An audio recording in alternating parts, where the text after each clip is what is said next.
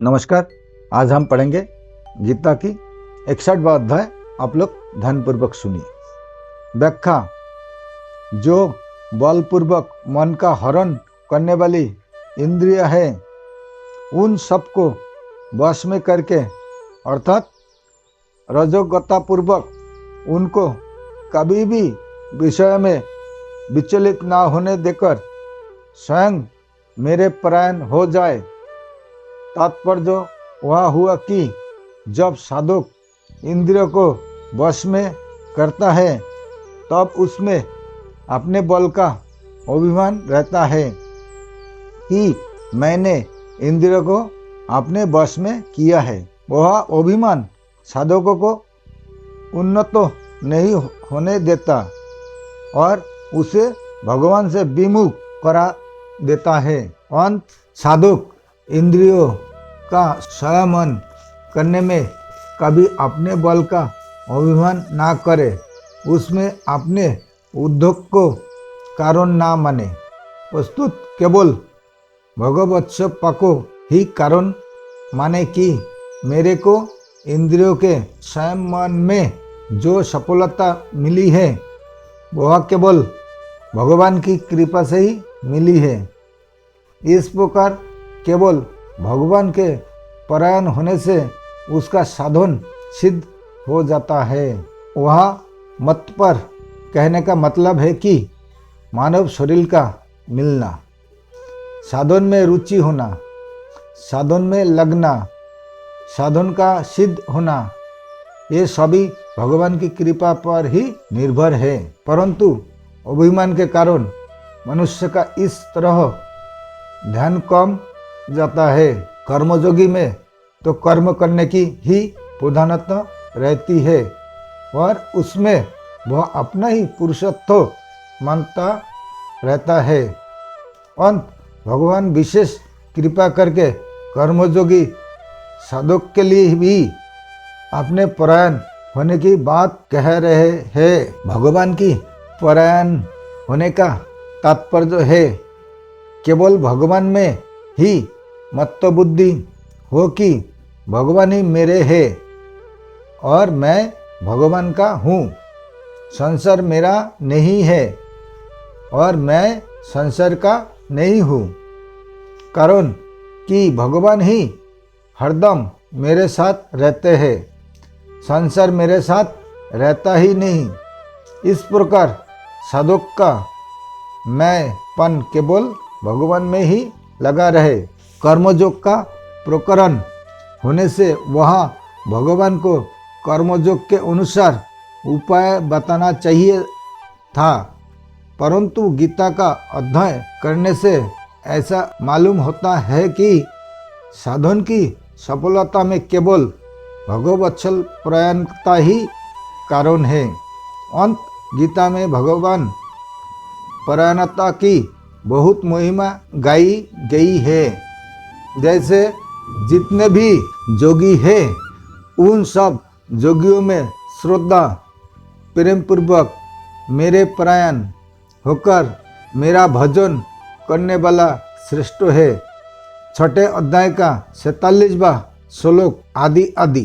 पहले 59वें श्लोक में भगवान ने वह कहा कि इंद्रियों का विषय से संबंध विच्छेद होने पर भी स्थित प्रज्ञता नहीं होती, और इस श्लोक में कहते हैं कि जिसकी इंद्रिया वश में है वह स्थित प्रज्ञ है। इसका तात्पर्य वह है कि वह दूसरे अध्याय के 59वें श्लोक में इंद्रियों का विषय से संबंध विच्छेद होने पर भी भीतर भी रजबुद्धि पड़ी है। अंत इंद्रिया वश में नहीं है, परंतु वहाँ स्थित प्रज्ञ पुरुष की इंद्रिया वश में है और उसकी रजबुद्धि निवृत्त हो गई है। इसलिए वह नियम नहीं है कि इंद्रिया विषय के संबंध छेद होने पर वह स्थित प्रज्ञ हो ही जाएगा, क्योंकि उसमें रजबुद्धि रह सकती है, परंतु वह नियम है। स्थित प्रज्ञ होने से इंद्रिया वश में हो ही जाएगी। परिशिष्ट भाव कर्मयोग के साधक के लिए भी भगवान ने मत पर पद से अपने परायण होने की बात कही है। वह भक्ति की विशेषता है, कारण कि भगवान के परायण हुए बिना इंद्रियों का सर्वथा वश में होना कठिन है। कर्मयोग में त्याग है और त्याग से शांति सुख मिलता है, परंतु वह प्राप्ति का सुख नहीं है। प्रस्तुत दुख अशांति मिटने का सुख है, जबकि भक्ति में प्राप्ति का सुख मिलता है। अंत भक्ति का प्रेम का सुख मिले बिना इंद्रिय सर्वथा वश में नहीं होती। दूसरी बात, कर्मयोग में तो अत्यंत वैराग्य होने पर इंद्रिया वश में होती है, पर भक्ति में भगवान के परायण होने से थोड़े वैराग्य से भी इंद्रिया सुगमता से वश में हो जाती है। इसलिए भगवान ने मत पर पद दिया है। वह भगवान ने इंद्रियों को प्रमाथिनी कहा है और छठे अध्याय के 24वें श्लोक में अर्जुन ने मन को प्रमाथि कहा है। अंत इंद्रिय और मन दोनों ही प्रथम प्रमथशील है। ऐसे ही वह बताया कि इंद्रिय मन को हल लेती है, और आगे इसी अध्याय के 67वें श्लोक में बताया है कि मन बुद्धि को हल लेता है। अर्थात वह तो इंद्रियों की प्रबलता बताई और वह मन की प्रबलता बताई।